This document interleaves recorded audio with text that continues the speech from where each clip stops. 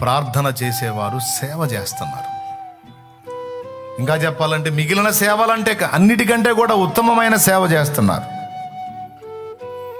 నేను చెప్తున్నాను, సాతానుగాడు ప్రార్థనా పరులకు భయపడినంత ప్రసంగికులకు కూడా భయపడ్డావు. రాసుకో, సూక్తి సూపరం, సూక్తి కాదు, అది వాస్తవం. సాతానుగాడు ప్రార్థనా పరులకు భయపడినంత ప్రసంగికులకు కూడా భయపడ్డావు. నిజంగా ప్రార్థనా పరులు అంటే గుండె దడవాడికి. ఎందుకంటే ప్రసంగికుడు ప్రసంగం చేస్తూ తను కదులుతాడు, కానీ ప్రార్థనా పరుడు మోకాళ్ళు వేసి ప్రభువుని కదిలిస్తాడు. ప్రసంగికుడు కదిలితే సాతానుకు కొంత నష్టం, అసలు ప్రభువే కదిలితే వాడికి చాలా నష్టం. అందుకే ప్రార్థనా పరులు సాతాను హిట్ లిస్ట్లో ఉంటారు. ప్రార్థనా పరులు సాతాను హిట్ లిస్ట్లో ఉంటారు. అయినా సరే దేవుడు మీకు తోడుగా ఉంటాడు, దేవుడు మనకు తోడుగా ఉంటాడు. ఒకటే మంకు పట్టు పట్టండి, ఒకటే మంకు పట్టు. నా ఊపిరి ఉన్నంత వరకు ప్రార్థించుట నేను మానను. సరే, దేవుడు నాకు బహుమానం ఇవ్వకపోని నేను చేయగలిగిన సేవ అదే చేస్తా.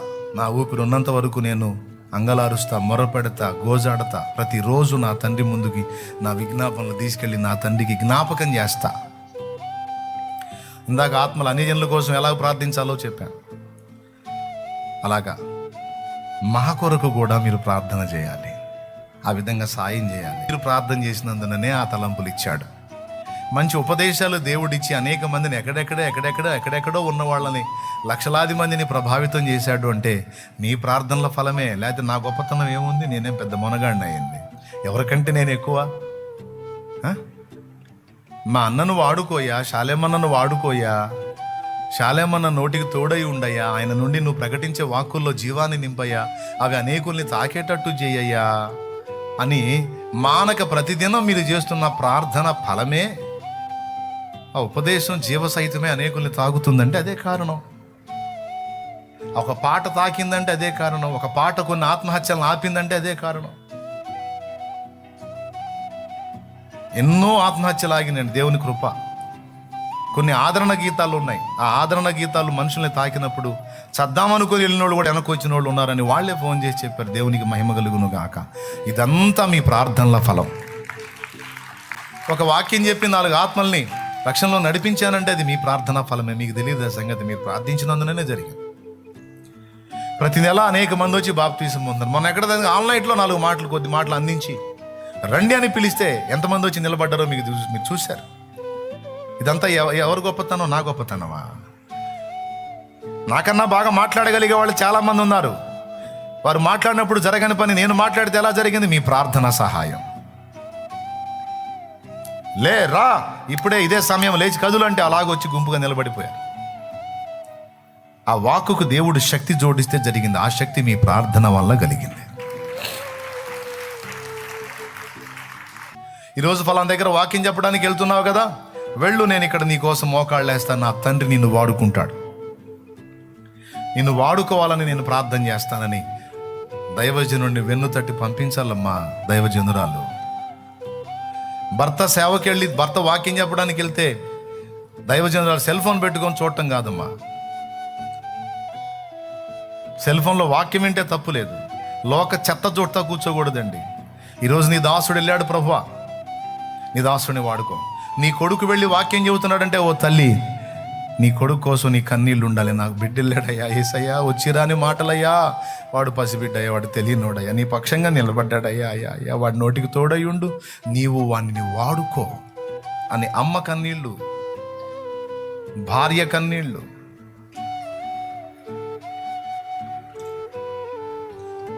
దేవునికి స్తోత్రం, హల్లెలూయా. నా కోసం, నా ఇంటి వారితో పాటు నా ఆత్మీయ బిడ్డల ప్రార్థన, ఆదివారం రోజు కానీ స్పెషల్ ప్రేయర్స్ ఆల్ నైట్ కానీ అట్లా నేను దేవుని వాక్యాన్ని ప్రకటించడానికి నిలబడ్డప్పుడు కొంతమంది బిడ్డలు వెనక గదిలో మోకాళ్ళు వేసి ప్రార్థన చేస్తూ ఉంటారు. నీ దాసుని నోటికి తోడై ఉండి వాడుకో ప్రభువా అని. ఆ ప్రార్థన ఫలం. ఇదంతా ప్రార్థనా ఫలమే తప్ప, దేవుడి కృప ప్రార్థనా ఫలం తప్ప నా గొప్పతనం వీసుమంత కూడా లేదు అనేది తిరుగులేని సత్యం. ఫస్ట్ నుంచి కూడా దేవుడు నాకు ఒక సైన్యాన్ని ఏర్పాటు చేశాడు, ప్రార్థించే సైన్యాన్ని. వచ్చిరాని ప్రార్థనే, వచ్చిరాని మాటలే, మళ్ళా మొరటి వాళ్ళు ప్రార్థన చేయటం కూడా చేత కాదు వాళ్ళకి. ఒక వైనంగా ఓ చెల్లి ప్రార్థనలో కంచేసిద్ది, నాకు ముళ్ళ కంచేయి ప్రభా నీ దాసుని చుట్టని. నేను నవ్వుకుంటా, ముళ్ళ కంచే తిడిపోవాలి పిచ్చిదానా అని.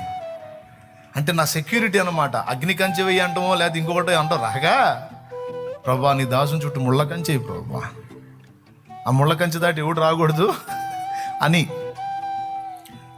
నీ దాసుని మీద ఎలాంటి దాడులు జరగకూడదు, ఎలాంటి అటాక్స్ జరగకూడదు అని ముళ్ళ కంచె వేస్తాను. ముళ్ళ కంచె నేను ఎటు పోవాలా? ఆయన దేవుడు ముళ్ళ కంచె వేసాడులే. దేవుడు ఏ కంచె వేయాలో ఆ కంచె వేసాడులే. ముళ్ళ కంచె వేసాడు, అగ్ని కంచె వేసాడు.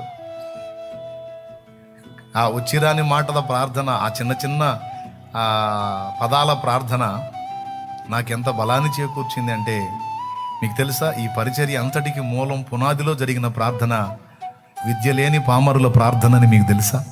వాళ్ళు చేసిన విజ్ఞాపన ఫలమే ఈ పరిచర్య రహస్యం.